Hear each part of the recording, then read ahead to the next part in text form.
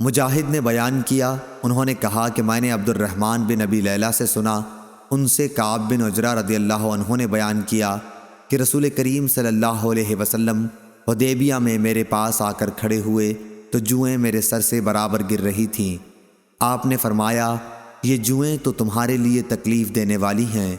मैंने कहा, जी हाँ। आप सल्लल्लाहु अलैहि वसल्लम ने फरमाया, फिर सर मुंडा ले, या आप सल्लल्लाहु अलैहि वसल्लम ने सिर्फ ये लफ्ज़ फरमाया कि मुंडा ले। उन्होंने बयान किया कि यह आयत मेरे ही बारे में नाजिल हुई थी कि अगर तुम में कोई मरीज़ हो या उसके सर में कोई तकलीफ़ हो, आखिर आयत तक।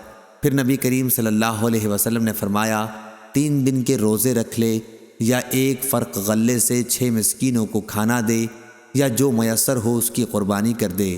सही बुखारी हदीस नंबर 1815।